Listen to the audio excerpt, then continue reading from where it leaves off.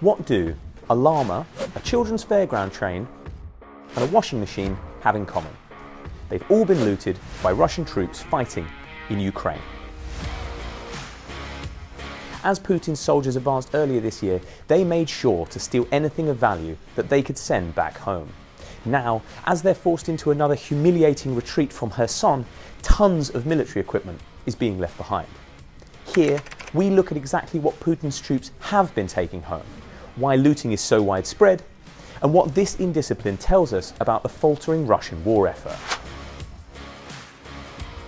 9 months into the war in Ukraine, and the Russian military is known for three things: incompetence, war crimes, and looting. A lot of this appears to be opportunistic thieving by troops using the war as an excuse to steal what they cannot buy back home. And the scale is truly staggering. In the first 3 months of fighting, 58 tons of loot was shipped home via post offices in Belarus, with CCTV capturing soldiers in the act. Russia's military recruits heavily from the country's poorest regions, meaning iPhones, watches, jewellery and cash are prime targets for the impoverished soldiers. The army is also horribly corrupt, with commanders often stealing from their own men to make money on the side. It is therefore perhaps no surprise that their troops have learned to copy this behaviour. Televisions, fridges and washing machines are also commonly stolen from Ukrainian homes. Looted washing machines have been found in the wreckage of downed Russian helicopters, destroyed vehicles, and in abandoned trenches.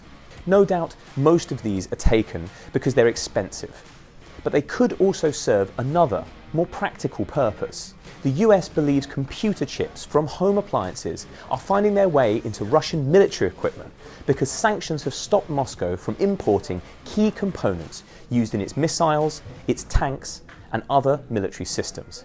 And household electricals are not the only items Russian troops have turned to for an advantage on the battlefield. It is no secret that Moscow's forces are poorly outfitted, going into battle with out-of-date medical kits, Second World War rifles, and boots that their grandfathers would have worn.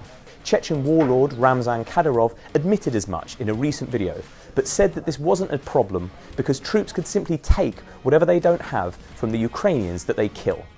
And this certainly seems to be the case. Russian soldiers have been spotted wearing Ukrainian boots and have been accused of taking tents and other camping gear to use in the field. CCTV footage taken early during the war revealed soldiers raiding supermarkets, homes and farms for food and drink after they were given insufficient supplies. And videos have emerged of conscripts being told they will have to supply much of their own equipment, including the likes of bandages and tourniquets, forcing their families to raise money to buy the gear themselves at a cost of hundreds of pounds. One dead Russian soldier was even found with a tourniquet zip-tied to his bulletproof vest, meaning he would have been unable to use it if it was needed. Many vehicles have also been driven away, from ambulances to fire trucks and farm equipment such as tractors. Hospital equipment has also been stolen, including from a children's cancer unit. Aside from taking objects of monetary and practical value, other stolen treasures have cultural significance for Russia. Locals in the city of Kherson, which Russia has now abandoned, say that troops were looting artifacts from the city as they fled. The bones of Grigory Potemkin, a Russian noble, war hero and lover of Catherine the Great, have been disinterred from a tomb in the city's Cathedral of St. Catherine and taken away. A statue of Potemkin, the founder of Kherson, has also gone missing. Kherson's art museum has also been raided, with witnesses saying soldiers packed more than 10,000 artifacts into lorries over the course of 4 days and drove them off to Crimea. The tactic serves a dual purpose. First, it allows Russia to reinforce its own idea of nationhood by taking back artifacts which they believe to belong to them, such as Potemkin's bones. And, on the other hand, it erases the idea of a separate Ukrainian culture by removing objects which serve as evidence of this. But not all the looting is organised.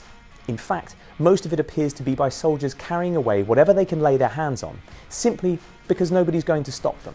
For example, Kherson Zoo was emptied of all its animals, including a llama packed into a van as the city was evacuated.